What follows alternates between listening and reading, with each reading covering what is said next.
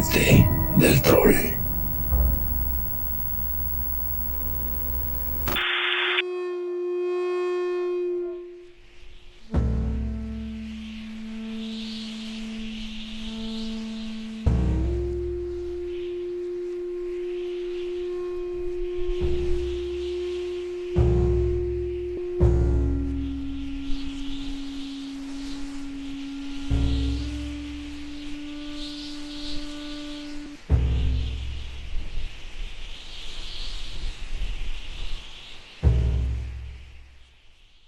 El grupo de La Esperanza de los Abandonados, o The Forlorn Hope, dejó atrás el ahora conocido como Campamento de la Muerte el 29 de diciembre de 1846, con 4 días de raciones de carne.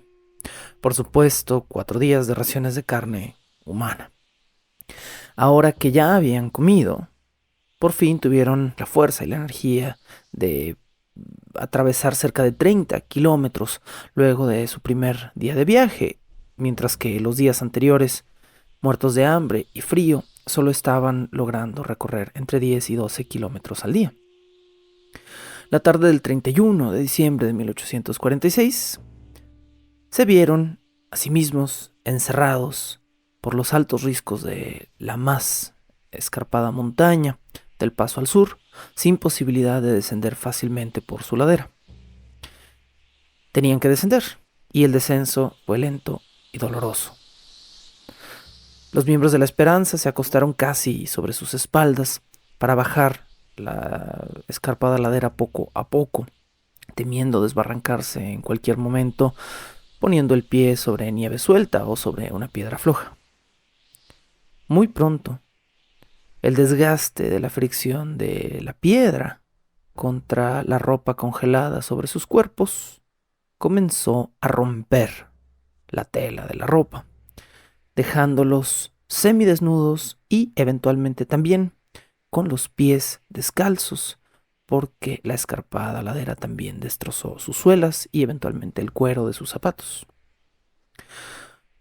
Tuvieron que vendarse los pies para poder llegar abajo. Según uno de los sobrevivientes de este evento, los miembros de La Esperanza iban tan fatigados durante este descenso que en ningún momento, durante horas y horas de estos 30 kilómetros de avance, dejaron de gemir y lamentarse por el dolor y por la desesperación, muy posiblemente también por el recuerdo de lo que acababan de hacer las noches anteriores. La noche del 2 de enero de 1847, los miembros de La Esperanza se detuvieron a hacer un nuevo campamento y a terminarse los pocos días de reservas de carne que habían tomado de sus familiares muertos. Luego de comerse los pocos restos de carne que les quedaban, muchos de los miembros de La Esperanza decidieron poner al fuego sus ahora inútiles zapatos, que eran de piel, y también comérselos.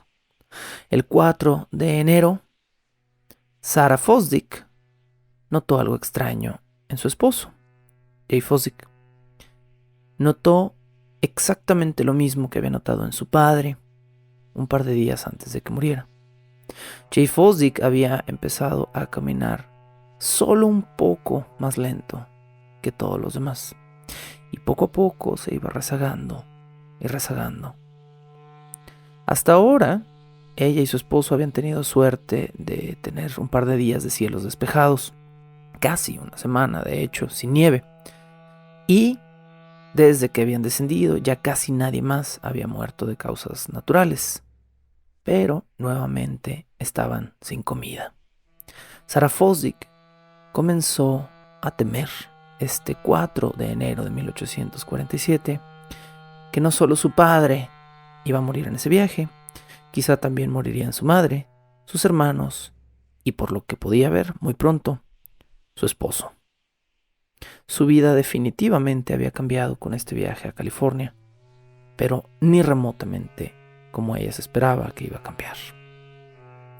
Bienvenidos a este episodio 8 de Bajo el Puente del Troll, las estrellas indiferentes, casi me atrevo a decir el penúltimo capítulo de esta temporada, quizá el antepenúltimo. Todo depende de cómo se ajusten un poco los tiempos de la redacción de los últimos programas.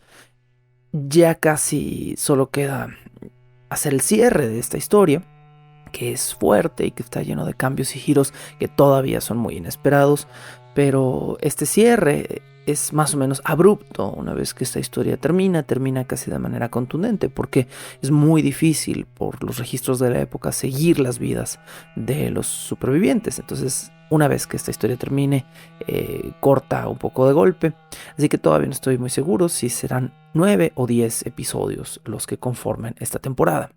Como sea, ha sido un viaje salvaje, me atrevo a decir, por este viejo oeste, y yo he aprendido muchísimo, he entendido muchas cosas, he evaluado cosas de mi propia vida y espero que ustedes hayan tenido un proceso similar. Fue más o menos por esta fecha del 4 de enero que William Foster volvió a poner sobre la mesa la sugerencia que tanta controversia había causado unos días atrás. La controversia de Patrick Dolan, por supuesto. Patrick Dolan había sido el hombre que había sugerido comerse a alguien. Más específicamente, unos días atrás, Patrick Dolan había sugerido matar a alguien para devorarse su carne.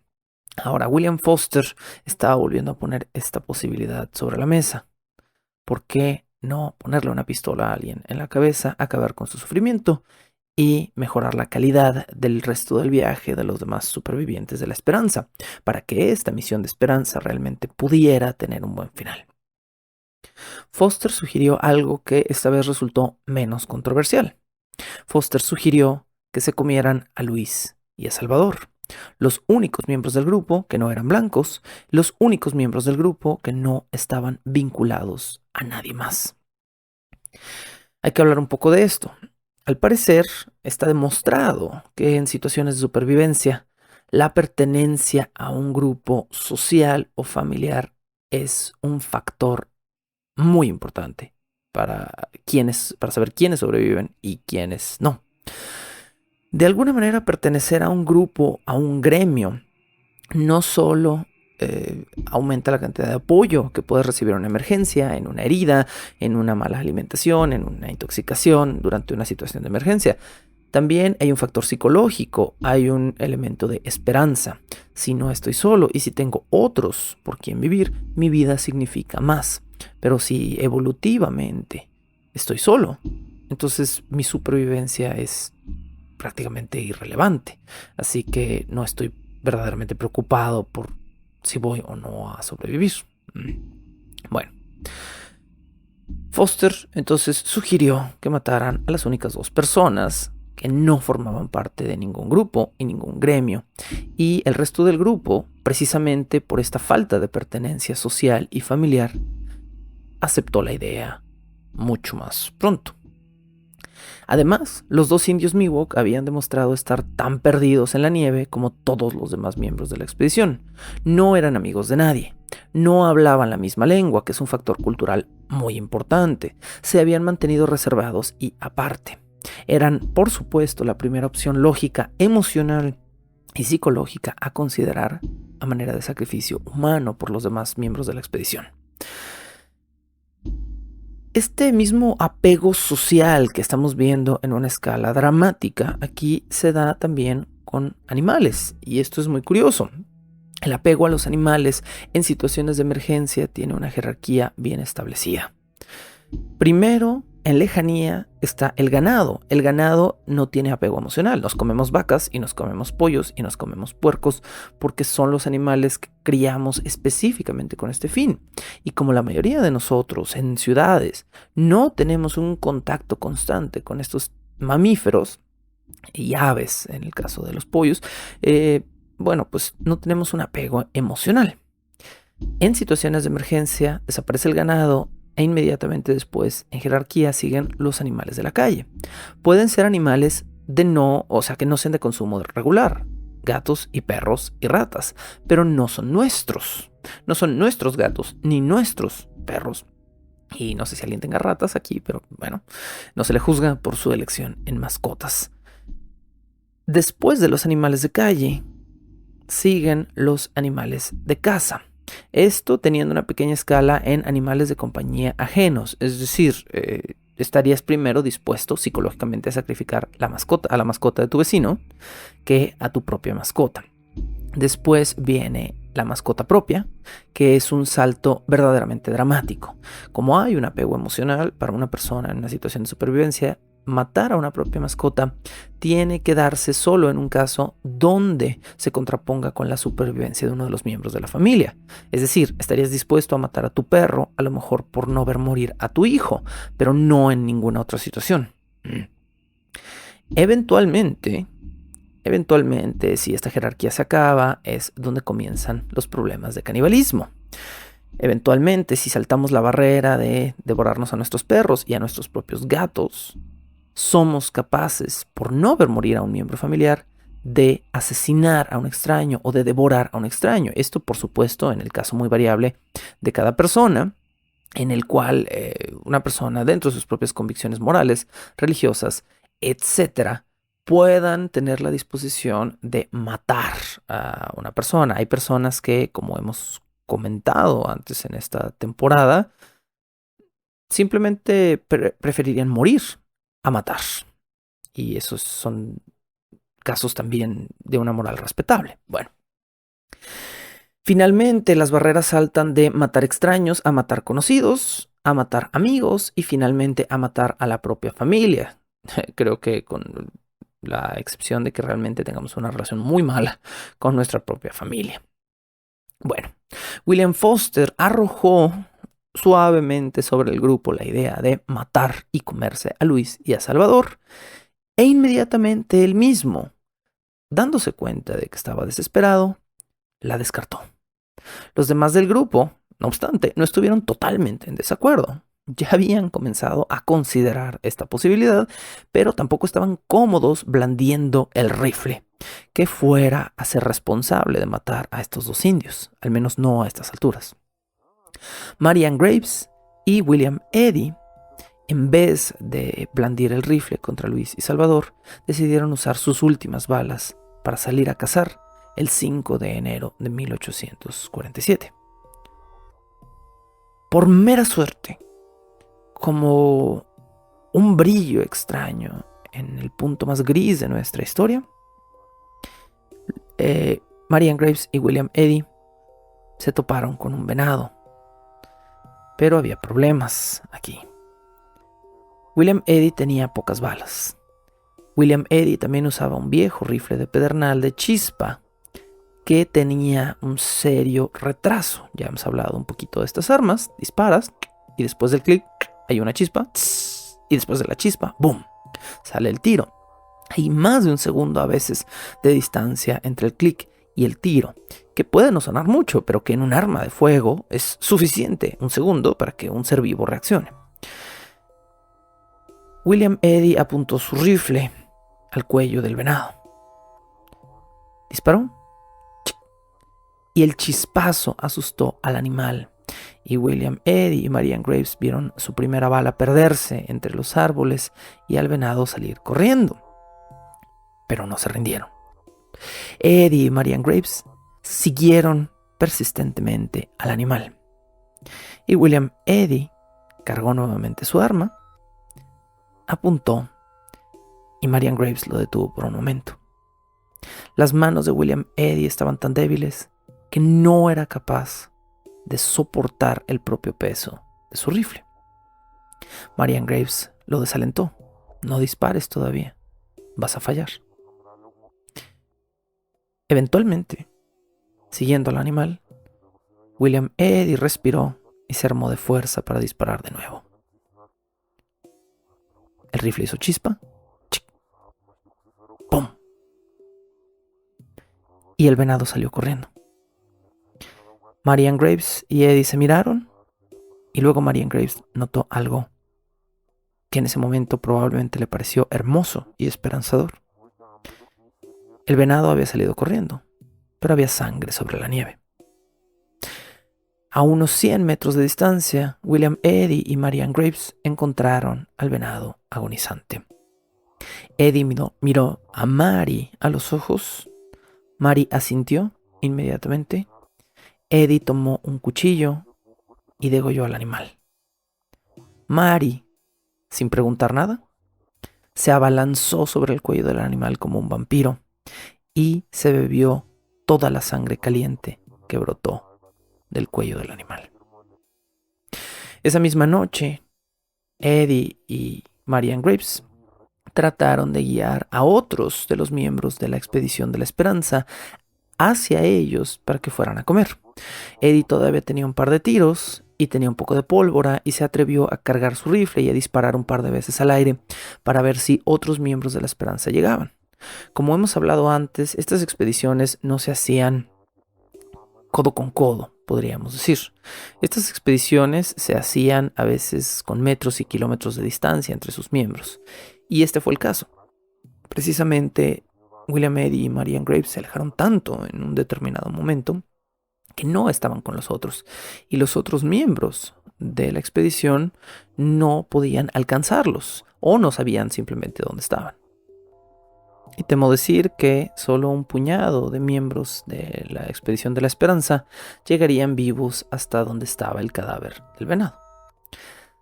Sarah Fosdick y su marido Jay se quedaron atrás.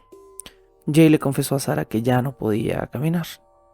Así que Sarah, resignada, se envolvió junto con su esposo en una manta, se acostó con él sobre la nieve, muy probablemente recordando aquellas noches agradables de verano, en las que los dos se recostaban juntos, desnudos bajo una piel de búfalo, viendo a las estrellas y soñando con una vida nueva en California.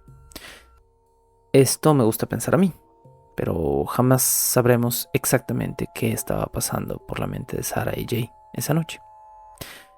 Jay Fosdick, el hombre que le había declarado su amor a Sarah, que se había convencido de dejar su vida entera para viajar con ella a California, que se había negado a que su nueva esposa abandonara a su familia, murió esa noche en los brazos de su amada. Sarah, ahora viuda de Fosdick, ya había perdido a su esposo y a su padre en el mismo viaje. Sarah, al ver también que su esposo ya estaba muerto, decidió seguir envuelta en la manta.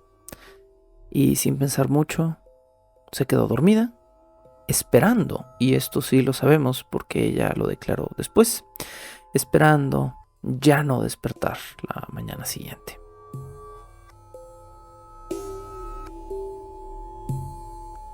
Bajo el puente del troll.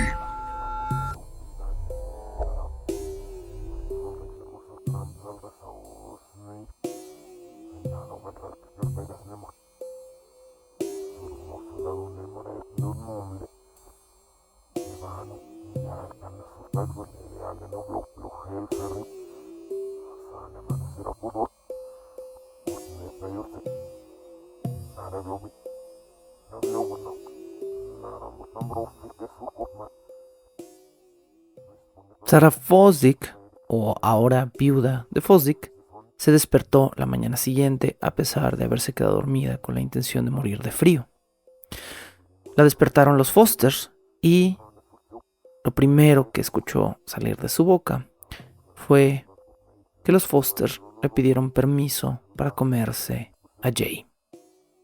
La respuesta de Sarah, que quedó registrada en los testimonios de los supervivientes, fue: ya no pueden hacerle ningún daño. Y, por supuesto, sin ver cómo desmembraban, decapitaban y preparaban a su marido, Sarah corrió a alcanzar a su hermana, Marianne, mientras los Foster preparaban el cuerpo de Jay para ponerlo sobre las brasas. Sarah se juntó con Marianne y con William Eddy, y solo entonces se topó con la increíble sorpresa de que su hermana y su compañero de viaje tenían venado rostizado que habían cazado ambos la tarde anterior.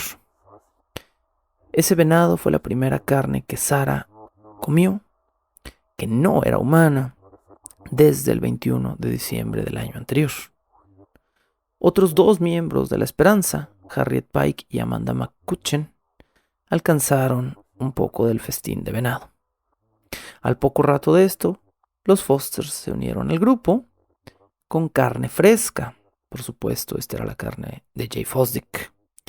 Mientras cocinaban la carne de su marido, Sara vio algo que creo que ninguno de nosotros vamos a ver en toda nuestra vida y que debe haber sido algo que probablemente le impactó hasta el día de su muerte.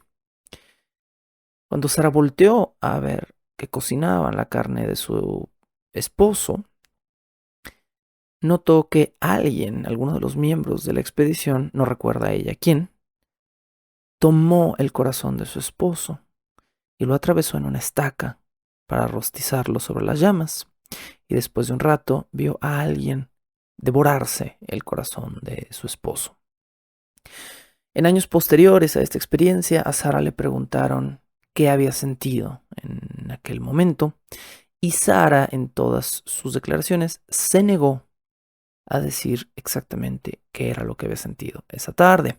También se negó a escribirlo o a describirlo para cualquier reportero o para cualquier memoria que se hiciera en los años posteriores a su desventura. Al mismo tiempo que la esperanza que estos humanos vulnerables, semidesnudos, sucios, estos caníbales incidentales devoraban a sus seres queridos, allá atrás, más hacia el norte, en el pico de las montañas, seguían todos los demás viviendo. Y más lejos, en el resto del planeta, el planeta seguía, por supuesto, girando y cosas increíbles en el mundo estaban pasando. Por un lado, tenemos a estos pobres seres humanos en el peor momento de sus vidas. Tenemos a Sara viendo cómo alguien canibaliza el corazón de su esposo muerto. Y apenas unos meses antes de este hecho, en 1846, tenemos a Samuel Morse haciendo la primera transmisión de código Morse en Nevada. Edgar Allan Poe estaba escribiendo las primeras líneas de los asesinatos de la calle Morgue o la Rue Morgue cuando los miembros de la Esperanza estaban caminando sin zapatos, con el cuerpo al aire, congelándose a piel viva, esperando sobrevivir su viaje. Suerte de unos y suerte de otros. Suerte y tiempo. Esos son los factores determinantes en la supervivencia de una persona. Los miembros de la Esperanza no sabían probablemente que todas estas cosas habían pasado unas semanas antes y no sabrían lo que estaría por pasar apenas un año después. A principios de 1848, un año después más o menos de estas fechas, un grupo de mineros encontraría oro a menos de 15 kilómetros del paso al sur de las montañas donde en este momento estaba la expedición de la Esperanza. Oro implica comercio, implica mineros, implica gente, implica vida. Ese oro cambiaría al sur para siempre. Un año y medio después de que la Esperanza se estuviera muriendo de hambre en las montañas, el paso al sur estaría totalmente repleto de personas, casas y negocios desde la base, desde el lago donde en este momento estaban sus familiares, hasta las cimas que en este momento eran tierra de nadie, desoladas e inhóspitas. La expedición de los zapatos de nieve muy probablemente también ignoraba que a estas alturas se encontraban a solo 25 kilómetros del lugar donde probablemente iban a llegar a salvar sus vidas. Pero ellos, en su mente, y esto es también un factor psicológico brutal, estaban casi seguros que se encontraban a poco más de 100 kilómetros de cualquier rastro de civilización. Ahora, ¿qué estaba pasando en las montañas? Bueno, en el paso al sur, allá en las montañas donde se habían quedado abandonados todos en el campamento, Margaret Reed estaba preparando comida. Había matado y cortado en pedazos a el último de los perros de la familia y se lo estaba dando de comer a los niños para que no murieran de hambre. Entendamos que el canibalismo comenzó primero en la Esperanza, es decir, en el grupo de los zapatos de nieve. Y a estas alturas no había habido todavía una situación de canibalismo en las montañas. Estaban una etapa antes, estaban todavía en la etapa precisamente como describimos, de comerse a sus mascotas antes de empezar a comerse a extraños. Margaret Reed escribiría más tarde sobre este hecho lo siguiente: tuvimos que matar a Cash, el perro, y comernos su cabeza, sus patas, su piel y absolutamente toda su carne. Otros miembros del campamento ya habían hecho lo mismo que el grupo de los zapatos de nieve y habían intentado volver a subir para cruzar el paso al sur. Y habían regresado 2 días después con la cola entre las patas, porque ahora el paso estaba totalmente congelado. Muy posiblemente ese fue el día exacto en el que Margaret Reed se dio cuenta de que pronto iba a tener que ver o que comenzar a ver a sus niños morir de hambre. Regresando al grupo de la Esperanza, a los miembros de la expedición de los zapatos de nieve, varios de ellos, desnudos, congelados y hambrientos, nuevamente habían comenzado a perder la razón. Así, exactamente como le pasa a Homero Simpson cuando se queda atrapado en una cabaña con el señor Burns y empiezan a envolverse en una manta y a verse con desconfianza desde un rincón con los ojos vacíos, como animales cazando a otros animales. Así, exactamente, comenzó a pasarle a los Foster y a William Eddy y a Amanda McCutcheon y a otros de los miembros de la expedición de los zapatos de nieve. Foster, con los ojos hundidos, nervioso y con las manos temblorosas, se acercó a William Eddy y le dijo que fueran en secreto a matar a Amanda McCutcheon, porque ya estaba a punto de morir por sus propios medios. Amanda, empero, era la única mujer en todo el grupo de avanzada que tenía hijos. Así que Foster entonces sugirió matar a Sarah, quien se había quedado viuda, y a Marianne Graves, su hermana, precisamente porque no tenían hijos. Según la versión de esta historia de William Eddy sacó un cuchillo y se lo puso en el cuello a Foster y amenazó con matarlo a él si seguía sugiriendo matar a otras personas. En otra versión relatada por otro de los supervivientes, se dice que en realidad William Eddy había sacado el cuchillo porque había accedido a la petición de Foster y estaba a punto de ir y matar a Marianne. Pero aquí hay otro factor interesante, un factor que en 2021, el 7 de marzo de 2021, cuando se hace esta grabación, es muy impactante. A estas alturas, entre los sobrevivientes de la Esperanza había más mujeres que hombres en el grupo. Había unas 4 o 5 mujeres y unos 2 o 3 hombres, lo que provocó que las mujeres en ese momento se aliaran.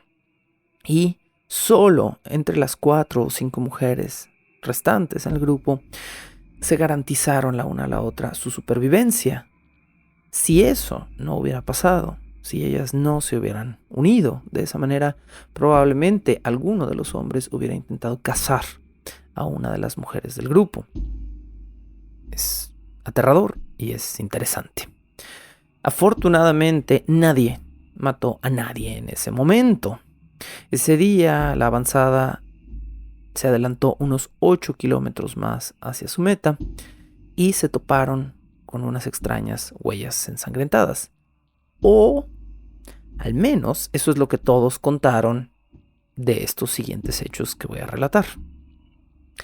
John Sutter, uno de los miembros varones que habían sobrevivido en este grupo, relató que las huellas, al parecer, pertenecían a Luis y a Salvador.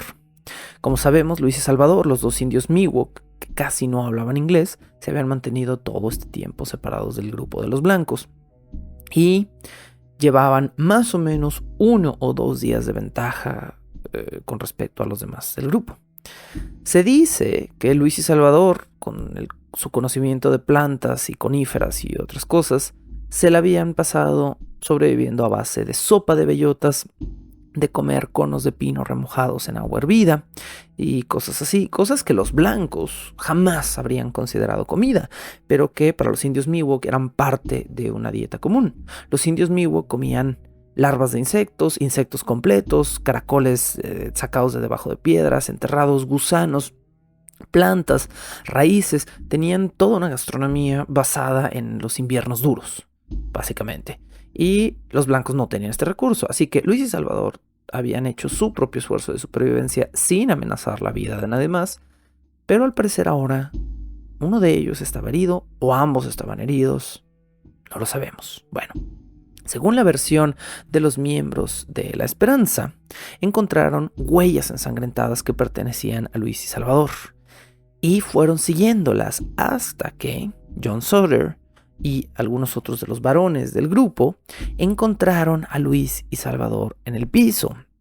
Según su testimonio, estaban vivos, pero al borde de la muerte. Eran casi esqueletos humanos. En esta versión, William Foster le dijo a los indios que los iba a matar. Foster dispararía 2 veces y después de eso, todos los demás miembros arrastrarían los cuerpos de Luis y Salvador y los prepararían para comérselos. Ahora, digo que esta es una versión porque hoy en día se piensa que lo que sucedió fue distinto. Se cree que William Foster y John Sutter encontraron a Luis y Salvador vivos, no moribundos, y que jamás hubo un rastro de huellas ensangrentadas, que simplemente los indios, Luis y Salvador, se retrasaron un poco en su avanzada. Sutter y Foster los vieron y decidieron matarlos a sangre fría para que el grupo pudiera comer. De nuevo, pertenencia a un grupo es supervivencia. Hombres, mujeres, indios, blancos, niños, adultos, con dinero, sin dinero. Todo se resume a quién come hoy y quién no. Luego de matar a Luis y a Salvador, los miembros restantes del grupo caminaron, creen, 1 o 2 días. A estas alturas ya no estaban muy seguros, psicológicamente estaban destrozados, no tienen un buen recuento del tiempo y los relatos comienzan a volverse más quebradizos. Cerca de los 2 días de viaje, se cree, se toparon con una aldea de indios Maidú.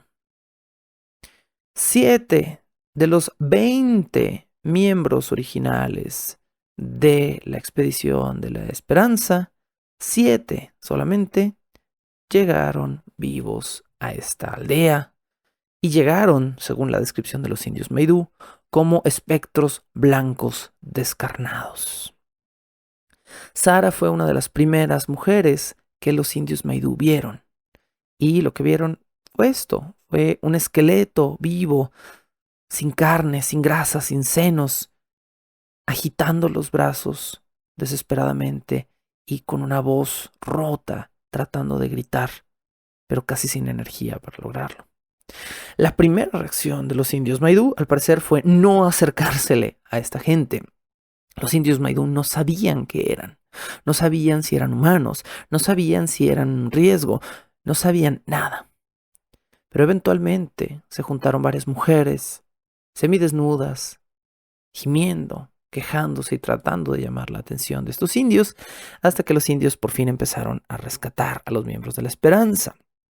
Los indios Maidú se alimentaban con pais de masa de bellota, que son descritos como pastelillos muy insípidos, que casi nadie prefería, podríamos decir, pero por supuesto en ese momento los miembros de la expedición de la Esperanza se alimentaron de estos pais como si fueran el manjar más delicioso del mundo. Se los metían enteros a la boca, se embarraban los labios, se relamían, si se les caían pedazos se agachaban a recogerlos y se bebían desesperadamente un té hecho también con bellotas que tampoco tenía muchísimo sabor. Por supuesto que mientras comían, este grupo de fervientes cristianos alababan a los cielos por haberse salvado. Que sepamos, eso sí, ninguno de los 7 miembros de la Esperanza le comentó a los indios Maidú que llevaban los últimos 2 días comiéndose a 2 indios Miwok que probablemente habían asesinado a sangre fría. Por supuesto, no hay por qué comentar esto, diría yo. A señas, los miembros de la expedición de la Esperanza de los Abandonados le explicaron como mejor pudieron a estos indios que tenían que buscar un asentamiento de blancos, de personas con las que pudieran comunicarse lingüísticamente de una forma correcta para poderles dar el santo y seña de dónde había otros miembros de su expedición abandonados en las montañas. La mañana del 17 de enero de 1847, Una muy pálida, muy delgada, muy descompuesta Sarah Fosdick seguía sin poder mantener su propio peso sobre sus piernas. Estaba malnutrida, tenía escorbuto, le sangraban las encías, por supuesto, una consecuencia de este mal. No había podido recuperar ni siquiera suficiente vestimenta, así que seguía semidesnuda. Pero no se había rendido. Su plan era apenas pudiera ponerse en pie y buscar nuevos guías que fueran o los llevaran hasta un asentamiento blanco y decirles que por favor rescataran a su madre y a sus hermanos. Eso era lo único que probablemente había en la cabeza de Sarah en este momento. Pay de bellota y rescaten a mi familia. Casi se rindieron con este plan. Pero eventualmente Sarah tuvo la fuerza de poder caminar un poco y de abandonar el asentamiento de los Miwok y de empezar a caminar y a caminar y a caminar. Y para sorpresa suya, apenas unas horas después de haber comenzado a caminar la mañana del 17 de enero de 1847, Marianne, Sarah, William Eddy, Harriet Pike, Sarah Foster, la otra Sarah, y el marido de Sarah Foster, vieron el territorio del rancho Johnson.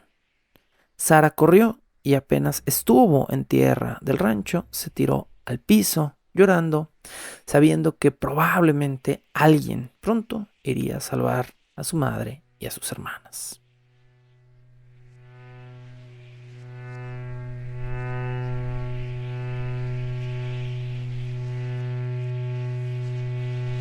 Bajo el puente del troll.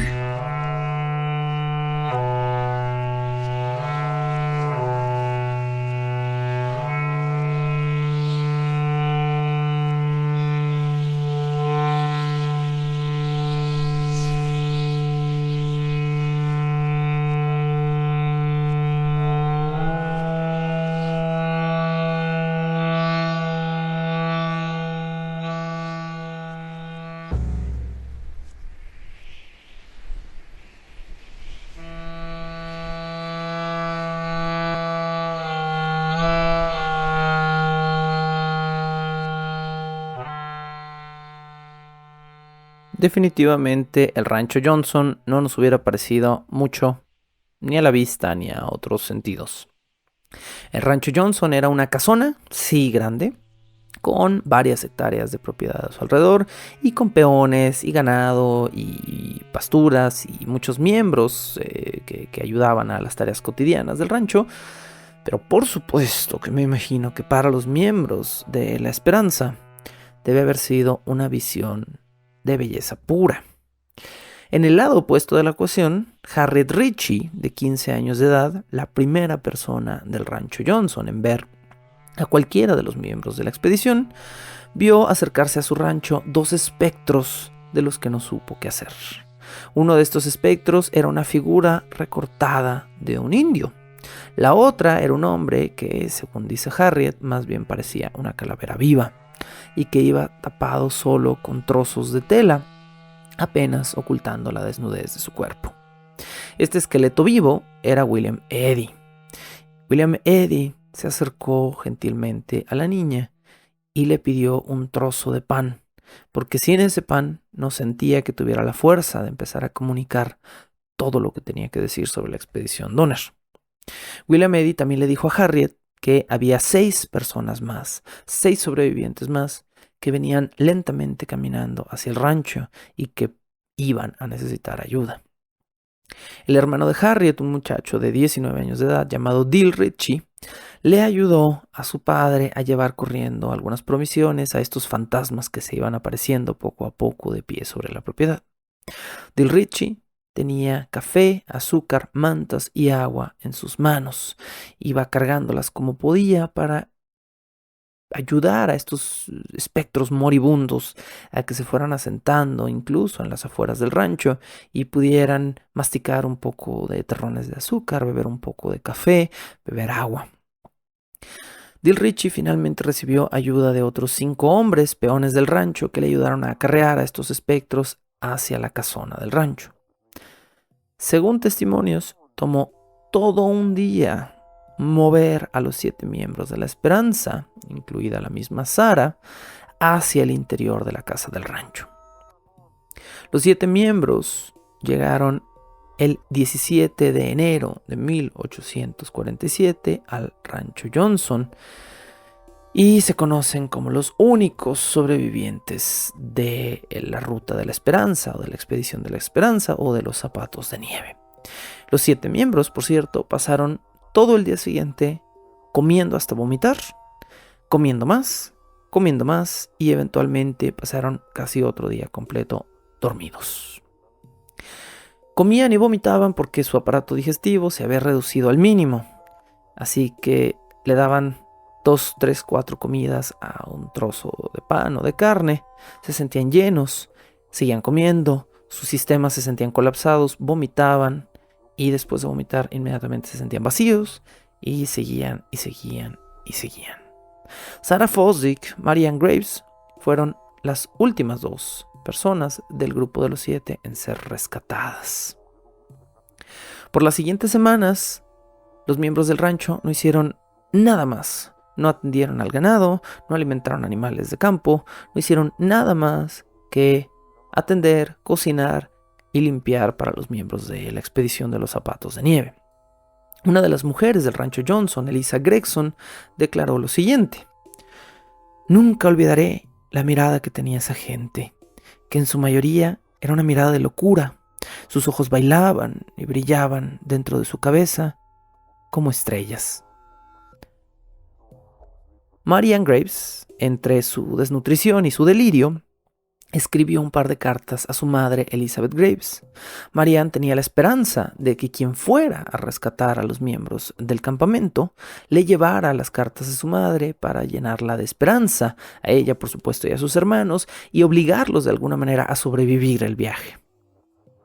El 25 de enero de 1847, Sarah, viuda de Fosdick, cumplió 22 años de edad entre las paredes de la casona del rancho Johnson.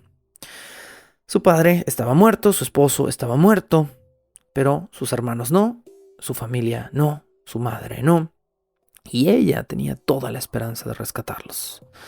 Aún así, esperanza no es suficiente. Era una mujer sola, sin fuerza, sin salud, sin marido, sin trabajo, sin dinero, sin medios para hacer absolutamente nada, excepto poder rogar que alguien fuera a las montañas a rescatar a todos los miembros de su familia, cosa que no iba a ser fácil, porque transportar niños pequeños, bebés incluso, a través de una odisea de nieve y dolor, no iba a ser tarea sencilla, por supuesto. Bueno, Sarah probablemente jamás iba a tener una vida normal, o al menos, yo sí sé más o menos que siguió en los años, pero ella pensaba que jamás podría volver a tener una vida normal. Sarah dice que las primeras noches que durmió en la cama del rancho, soñaba todas las noches que rescataba a su familia, que desde abajo de las mantas los veía a punto de morir y llegaba a tiempo a la cabaña en medio de las montañas, los sacaba y todos sobrevivían. Elizabeth Graves, la madre de Sarah, a estas alturas sí estaba viva. El 25 de enero de 1847, a muchos kilómetros de distancia, pero estaba viva. Ella y sus hijos llevaban varios días ya comiendo pellejo, piel arrancada, piel cocinada, piel cocida de los pocos animales que les quedaban o de los pocos restos que les quedaban. El 30 de enero de 1847, Elizabeth Graves, quien recordemos de los primeros episodios había sido una mujer muy caritativa, entró a la cabaña de Margaret Reed a escondidas y le robó pieles y algunas otras posesiones, preocupada por la supervivencia de sus hijos. Inmediatamente, al enterarse del robo, Margaret Reed acusó a Elizabeth Graves con John y Edward Breen. Y John y Edward fueron a la cabaña de los Graves a recuperar las cosas robadas, muy para pesar de Margaret Reed, quien antes tenía a Elizabeth en alta estima porque le había dado los últimos animales con los que sus hijos habían podido sobrevivir alimentándose. Los sobrevivientes del campamento Donner iban de cualquier manera a tener que esperar un buen rato por su salvación. Estamos hablando de que no había helicópteros, ni camionetas, ni nada con que apurar ese rescate. Ese rescate se iba a realizar solo de una manera, con hombres a pie, con pocas provisiones, haciendo exactamente lo mismo que el grupo de la Esperanza había hecho, pero a la inversa, y viajando para sacar a sobrevivientes moribundos y arrastrarlos por kilómetros y kilómetros por la nieve. Esa era la única manera de hacer este rescate. Y fue exactamente como se hizo. El 4 de febrero de 1847 salieron del rancho Johnson los primeros 14 rescatistas en dirección a las montañas. William Eddy intentó ir con ellos, pero William Eddy a duras penas podía caminar. Así que le negaron unirse a la expedición. William Eddy quería regresar a las montañas y ver a su esposa y a sus niños, pero no pudo. A pesar de sus intentos, el 5 de febrero Eddy tuvo que quedarse en el rancho sin saber que su esposa Eleanor y su hija de 1 año de edad, su bebé Margaret, ya estaban muertas en las montañas. Esto Eddy no lo sabía a estas alturas. El grupo de los 14 rescatistas encontraría sus cuerpos tendidos afuera en la nieve, todavía afortunadamente intactos. El 17 de febrero, los rescatistas del grupo de los 14 acamparon a solo un par de kilómetros de encontrar a los primeros sobrevivientes en el campamento del lago Truckee. El 18 de febrero de 1847, la expedición de los 14 rescatistas, que hoy en día se conoce como el primer alivio, The First Relief, alcanzó a los sobrevivientes de la expedición Donner en las montañas. Uno de los rescatistas, Daniel Rhodes, escribió lo siguiente al respecto. Llegamos al lugar y gritamos ¡Hola! Muy fuerte. Y vimos a una mujer salir de un agujero en la nieve. Al tiempo que nos acercábamos a ella, aparecieron otros de la misma manera. Estaban demacrados y jamás podré olvidar su espantosa imagen. La primera mujer que vimos nos habló con una voz vacía y nos dijo: ¿Ustedes son hombres de California o vienen del cielo? Reason Tucker, uno de los rescatistas, y su grupo de rescatistas comenzaron a repartir comida tan pronto como pudieron entre los sobrevivientes e hicieron esto hasta que atardeció. Reason Tucker también describe a la gente de la montaña como cadáveres vivientes. Esta parece ser la imagen común de estos pobres miembros de la expedición muertos de hambre. Por todo el piso, dice Reason Tucker, había cadáveres tendidos en la nieve bajo mantas. Las cabañas donde los sobrevivientes habían estado viviendo hasta el momento estaban enterradas, por lo menos, estima Tucker, bajo una capa de 3 metros de nieve. Es por eso, precisamente, por lo que estos rescatistas vieron a los miembros de las montañas salir como topos de abajo de la nieve, porque sus cabañas habían quedado enterradas debajo de 3 metros de nieve. Aunque muchos de los niños habían sobrevivido dentro de las cabañas, casi ninguno, y esto es información muy desesperante, casi ninguno era lo suficientemente fuerte para caminar el viaje completo de regreso hacia el rancho Johnson. Así que los rescatistas estaban comenzando a pensar en que iban a tomar a los adultos y a abandonar a todos los niños en las montañas.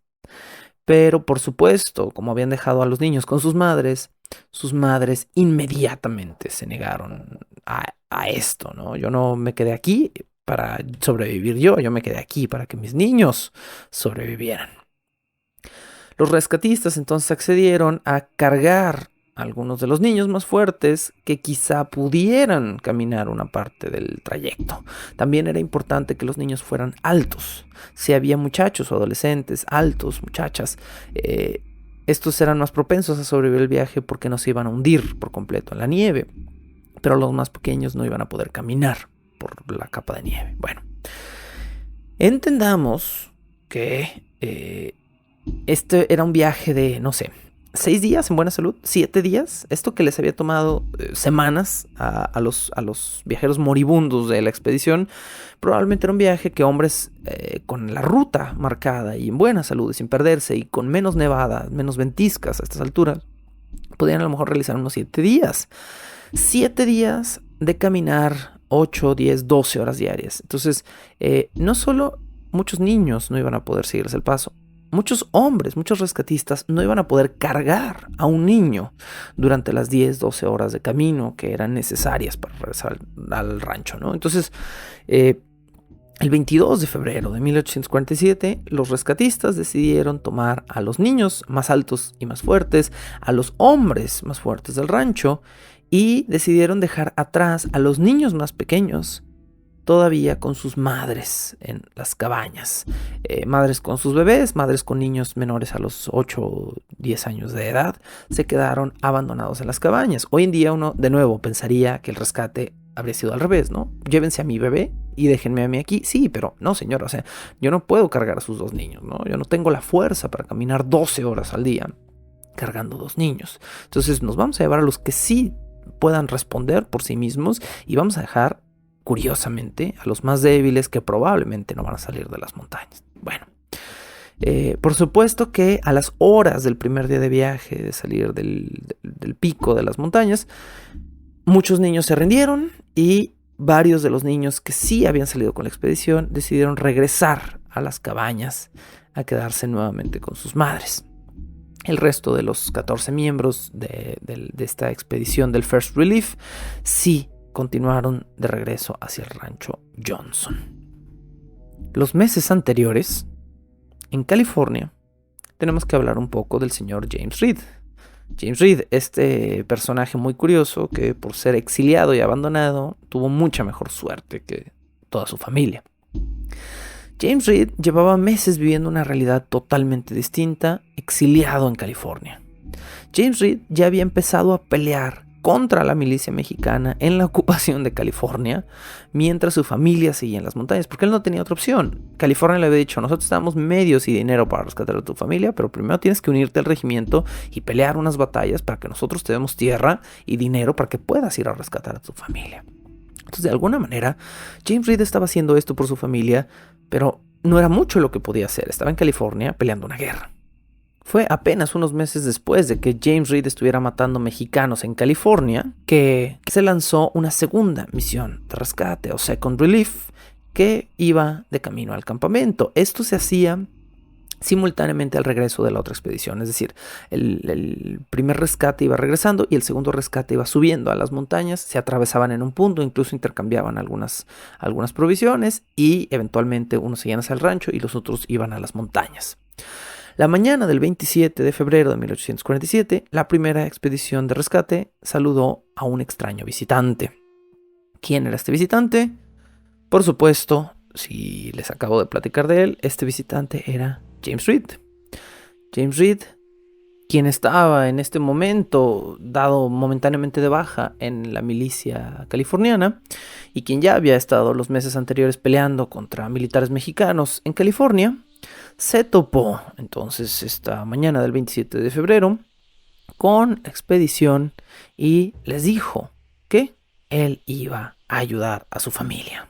Pero entonces los miembros de la primera expedición, que ya venían bajando de haber estado en las montañas con las familias, incluida la familia de Reed, por supuesto, le dijeron a James Reed algo que él no quería escuchar y que se habían guardado por temor a decirlo enfrente de los sobrevivientes de las montañas o de los mismos niños que llevaban a cuestas. Le dijeron los miembros de la primera expedición a James Reed que tuviera cuidado. Cuidado, porque al parecer habían encontrado algunos cadáveres, algunos de los miembros muertos de las montañas, tenían cortadas extrañas y mordidas encima. Al parecer, a estas alturas, para febrero de 1847, los miembros de la expedición Donner que habían sobrevivido en las montañas ya habían comenzado a canibalizar discretamente a algunos de los cadáveres. James Reed decidió correr y alcanzar a la segunda expedición que iba de camino a rescatar a su propia familia, pero ahora sabiendo que sus hijas y su esposa probablemente estaban teniendo que recurrir a comer humanos para sobrevivir. Con esto cerramos este 8º episodio de Bajo el Puente del Troll, las estrellas indiferentes, esta temporada que relata las vicisitudes y problemas de la expedición Donner en su viaje hacia California, hacia el oeste, en el año de 1846. Muy probablemente nuestro siguiente episodio, si no se alarga mucho la cosa, sea el último de esta temporada, así que no se pierdan esta conclusión. Gracias por escuchar, gracias por su apoyo, gracias por seguir aquí en Patreon. Si están escuchando en alguno de los otros lugares donde este podcast está eventualmente disponible, hagan todo lo posible por difundir el lugar donde encontraron esta información para que otras personas, si les gustó, también puedan accesar a estos audios que hago con mucho esfuerzo y que son parte de mi trabajo y que espero sean de su agrado. Hasta la siguiente semana, nos volvemos a escuchar con esta conclusión. La locución, la producción y la música original de este programa son creadas por Sergio Vicencio. Ve a patreon.com/Sergio Vicencio y apoya este podcast para obtener horas de contenido adicional. ¿Quieres comisionar cápsulas, episodios o incluso temporadas completas o comprar contenido digital de Bajo el Puente del Troll? Ve a coffee.com/Sergio Vicencio y encárgate de decirme qué hacer.